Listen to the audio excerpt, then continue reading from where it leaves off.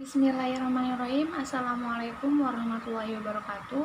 Perkenalkan, nama saya Fitria dengan NIM 1908 10 20 06. Di sini saya akan menjelaskan tentang pengertian ma'ani atau materi yang pertama, yaitu berjudul ma'ani.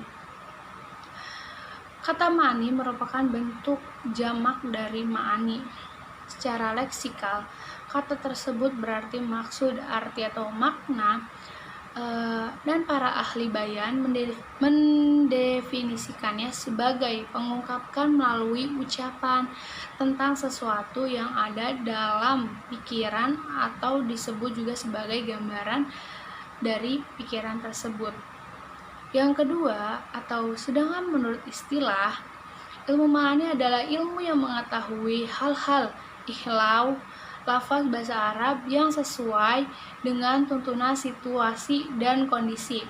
Dan adapun menurut Ahmad Al-Hashimi dalam bukunya Menyikapi Rahasia Ilmu Balaghah dalam karya Al-Barzani, dijelaskan bahwa ilmu ma'ani adalah ilmu yang mempelajari tentang bentuk perkataan bahasa Arab yang sesuai dengan tuntunan situasi dan kondisi.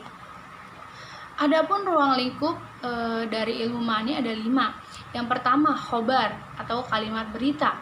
Yang kedua itu insya, kalimat bukan berita. Yang ketiga adalah khosor atau penghayaan. Yang keempat, al-fasal atau walhasal. Terus yang kelima itu izaz atau intihad atau musyawarah. Di sini ruang lingkup ilmu ma'ani. Yang pertama, khobar. Khobar tahu kan?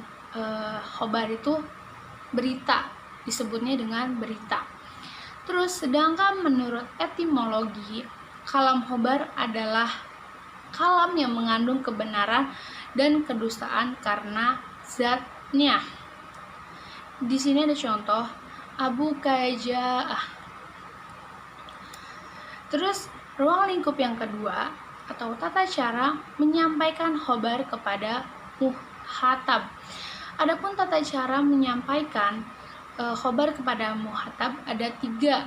Yang pertama, khobar ibtidai, yaitu apabila kondisi muhatabatnya itu lugo atau kosong pikirannya dari hukum yang disampaikan, dinamakan khali al-zidni, dan penyampaian khobarnya dalam bentuk khobar ibtidani, yakni tanpa memerlukan taukid.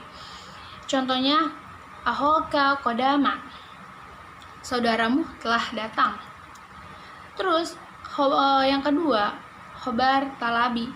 Khobar talabi yaitu kondisi muhalabnya ragu-ragu dalam memahami suatu hukum, dinamakan mutaradid.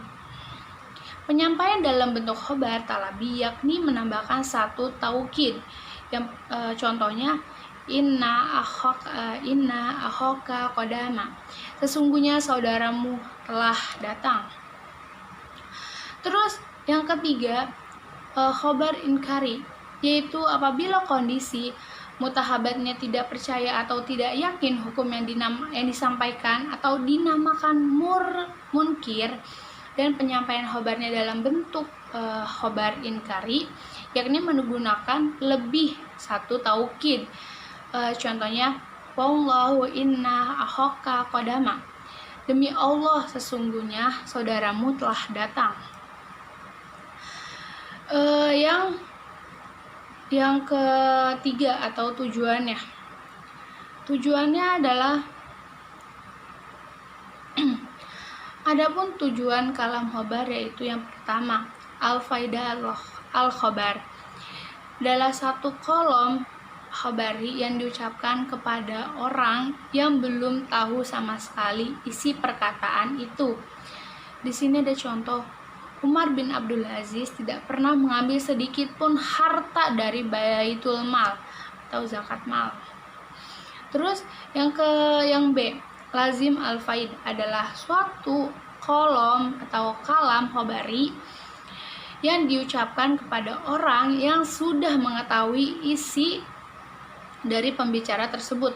Dengan tujuan apa? Agar orang itu tidak mengira bahwa si pembicara itu tidak tahu. Contohnya, kamu pergi ke kampus dengan terlambat. Itu contohnya. Atau yang C, istiharam, minta balas kasih. Contohnya, Tuhan, aku ini sangat membutuhkan kebaikan atau pertolongan yang kau berikan kepada aku. Terus yang kelima atau yang izhar, yakni izhar al-tausur atau disebutkan menunjukkan kelemahan. Yang contohnya surat Maryam ayat 4, Tuhanku, sesungguhnya aku telah lemah, tolonglah aku, dan kepalaku telah penuh dengan uban.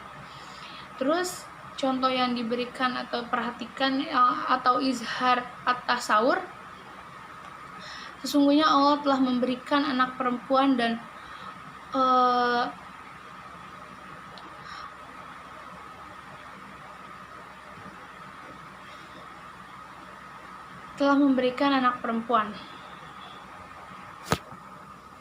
dan Allah mengetahui apa yang dilahirkannya itu.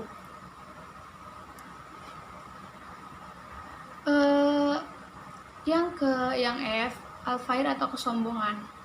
Kesombongan atau tadi atau memberi peringatan. Al-kafar atau kesombongan, jika seorang anak kami telah lepas menyusu, semua orang akan sombong, akan tunduk menghormatinya. Terus yang G, al-tahdir, memberi peringatan. Perbuatan hal yang paling benci adalah Allah adalah talak. Jadi semoga teman-teman mengerti. Sekian video dari saya. Wassalamualaikum warahmatullahi wabarakatuh.